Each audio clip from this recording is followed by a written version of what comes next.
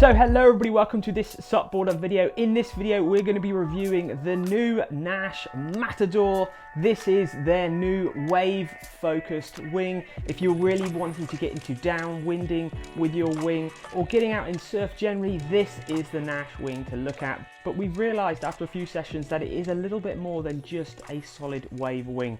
So a quick recap on Nash, big brand name behind them, Robbie Nash. He's fully into the winging and the foiling side of the sport. And you might have even seen a little mini interview that Bo did recently with Robbie, and he's obviously really focusing on the winging side of the sport. So Nash started off with the S24, then it was the Nash Wingsurfer S25, Wingsurfer S26. This is still technically an S26 still, but this is the S26 Matador.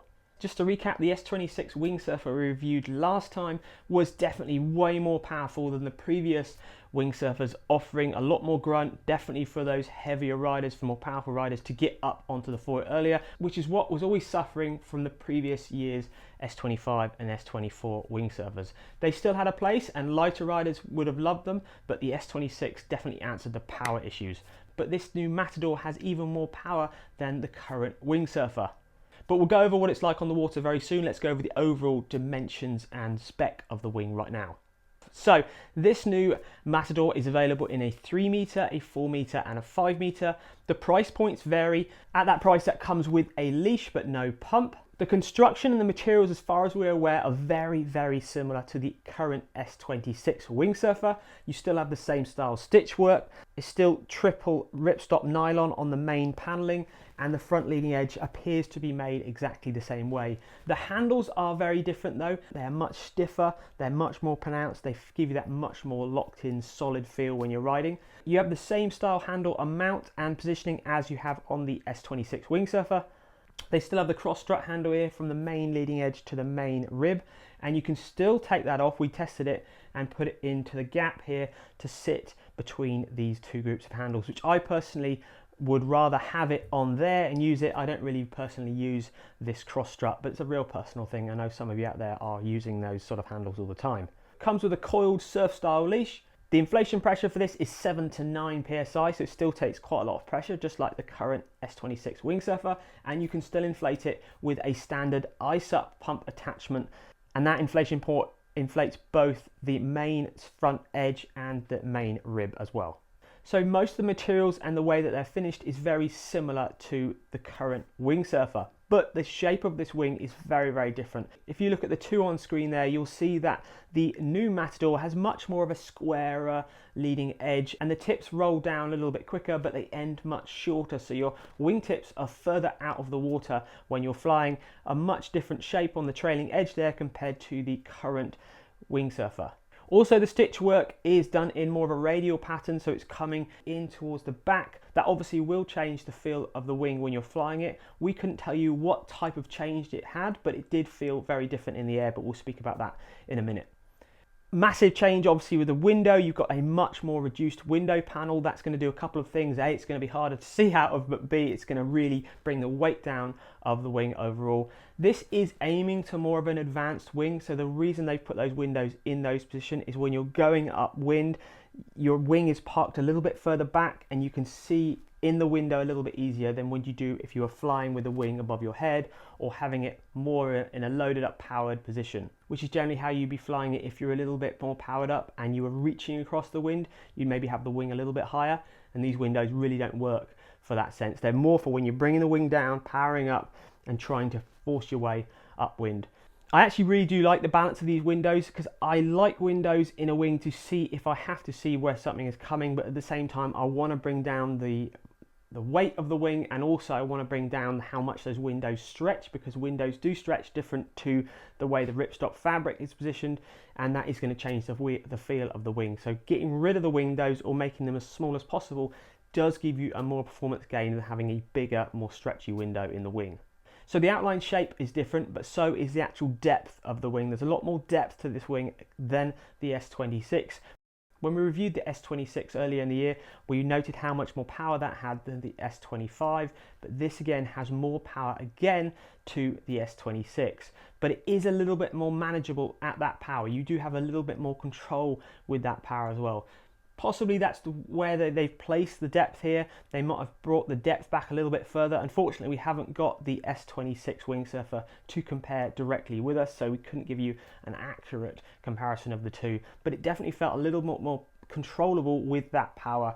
The S26 windsurfer did feel a little bit more handful, especially in those gustier, windy conditions, which I do speak about in the current review. Definitely check that video out for more information on that S26 windsurfer.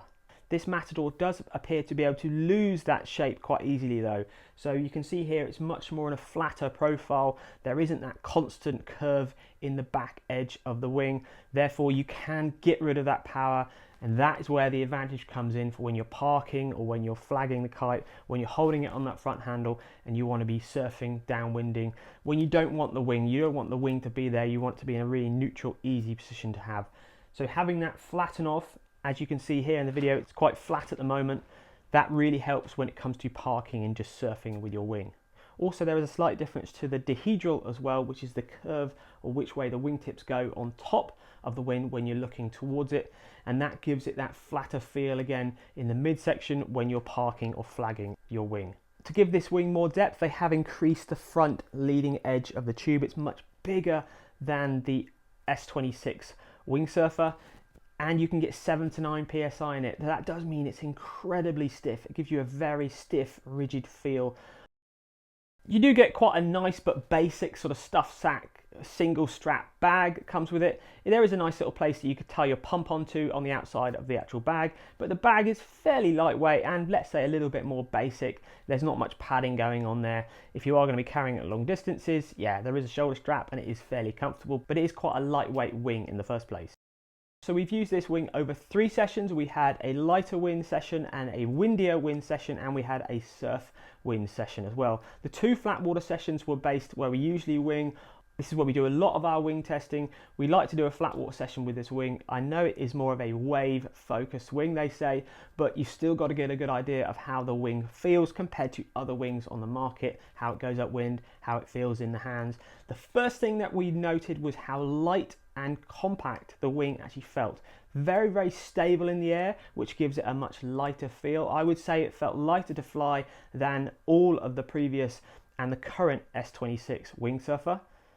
It's incredibly nimble and easy to jibe because of that. Maybe that's to do with the reduced wingtips coming up there, or it's to do with the better flight and the dihedral. It just feels much easier to throw and move around, and it gives you that much more locked in feel. If you come from a windsurf background, you'll understand what I mean by a locked in feel. It's when you're holding the boom, you're very planted and you're just going for it. This sort of wing gives you that much more of a feel, which the previous windsurfers did sort of miss out on. They gave you a sort of quite a light and airy feeling, but you couldn't really feel like you could really power the wing in, lock in and just go hard. It does seem to go upwind pretty well. The S26 has less of a depth to it, so that S26 windsurfer should go upwind slightly better than this, but definitely this wasn't anything that we noted was hard to get upwind. Maybe it was because that slightly more locked in feeling, we felt that if any sense, it actually was better at going upwind. But again, we didn't have those 2 wings back to back to compare them, which was unfortunate. The super stiff standout handles were really nice to use. I did find that I always prefer to have more of a handle up towards the front when I'm doing some transitions. It's definitely a powerful wing. If you are getting into pumping with your wing and getting up on the foil, you can get up really quite early with this wing. Nash actually say you can actually go down a size, which is why they've only made it in a 3, a 4 and a 5 meter. I would say you could go down a size, but I'm a bit more of a person as I'd always have a little bit more power for the size of wing I would ride. So I'd still probably, if you were looking at a 5 meter, I'd probably still go towards a 5 meter. You're just going to get out in lighter winds again. And I think that's only a good thing, especially when you're moving into the surf. Now, this is when we tested it in some onshore, pretty shocking conditions, to be honest. We thought it was going to be 15 knots, quite a nice breeze, but by the time we got down to our launching site, we're right down a cliff, and it was probably only about 8 to 10, maybe 12 knots on the gusts. Really hard conditions. To be honest, it was pretty horrible conditions. I had to paddle out back. There was no wind for the first 10 minutes. A little puff came in, but it was incredible how much power I could get out by a little bit of pumping when I was on the foil happy to fly and stay up in those super light winds. I was using it with S26 Nash 1650 foil, and that was easy enough to keep me going and flying in these light wind conditions. Far from ideal, but really good to test this wing, because if you can get it out in onshore conditions and you can get out back, so you're moving upwind all the time. I was riding little bumps, I was managing to park the wing a little bit. Very stable to park the wing and flag the wing. There's no doubt this wing will work better in more wind, and it's much more controllable than the S26 wing server and previous wing servers, especially when it comes to surfing. This is definitely a surf-based wing, but at the same time, what it felt like on the flat water, reaching back and forth, I would still say it's a very comfortable all-round wing as well. Because it's nice and light and easy to throw around, it does mean that if you're using it in those lighter winds, you're going to get way more out of this wing than you would do a heavier base wing. So horrible conditions on the surf we were testing it, very small onshore, horrific day, but really this wing did very, very well, and I didn't wish I was on any other wing that we've tested so far in the last 2 years. So that really, I think, is strong praise. The Naish Matador works well in the surf. No doubt, in windier conditions, it's going to be even easier. There's no problems with this wing in the surf. A very nice, all-balanced surf and downwind wing if you're looking for that. And that's really what Nash aim it for. They say it is a surf downwind wing, but I'm going to bring in a slight thing to think about. I think this wing is better than just that. I think this wing is better than the S26 wing surfer. I'm sorry if you've just bought one off of our review. It's still a great wing. It still has loads of power. It still goes upwind really well. But if you're wanting a wing to do it all, probably push you more towards this. It's a lighter, more balanced wing. You've still got loads of power. I still think lighter riders could use this as well. It's a little bit more comfortable than the power and the way that the power is loaded up on the S26 wing surfer. A quick summary of who should be buying it. Yes, the intermediate advanced riders will find it a little bit easier. It's got smaller windows. The current S26 wing surfer is a little bit easier in that sense because there's more you can see through.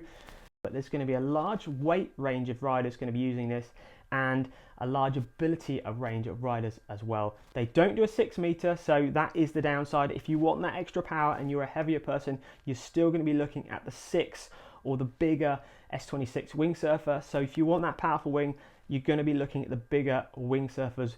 But generally, for an all-round wing, for most people, the 5 meter and the 4 meter Matador is going to be a very comfortable wing. And I would happily own one of these wings as my one wing to do it all. So I think you can sense by this video, we do really like the new Matador. But don't worry, there are still some negatives. The leash is still the worst leash in the world. You're definitely going to want to chuck that one away, especially if you're going in the surf. Supplying a coiled surf style leash is not what you want. Yes, it's all right for general free riding, but as soon as you get it stretched out in the surf, and after a couple sessions, that leash is not going to go back to shape. So you're going to want to change it up for a elastic Dacron Dyneema based rope style leash. It works much better, and it's going to last much longer. So still a useless, horrible leash. The bag is okay. It's fairly lightweight. There's not much going on with it. It'd be nice to see a little bit more refinement, but that maybe is a negative. It's something to be aware of compared to other brands. When you deflate this wing, I do have a sort of love-hate relationship with deflating it. It has got a inbuilt tube here which goes from the main leading edge to the rib. So you undo your valve and you release the air on the main tube, and then the air comes out of this main rib. But if you roll your wing up, if you do it in a certain way, you can easily pinch the tube shut, and it's just impossible to deflate the main rib here. So you have got to get used to rolling it up. It did take me a couple of goes. It is a bit of a pain. I always forget how to deflate it, and I get halfway through it and then I realise I can't get the air out of this unless I put my hand down the tube and hold it open. Anyway, it's a small thing, but it is a bit of a pet hate, and I would like to see an extra dump valve on one of these main ribs here to get rid of this air easier.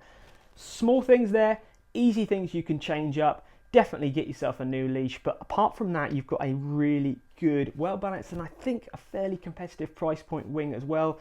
Obviously, you're getting it from one of the best brands in the world.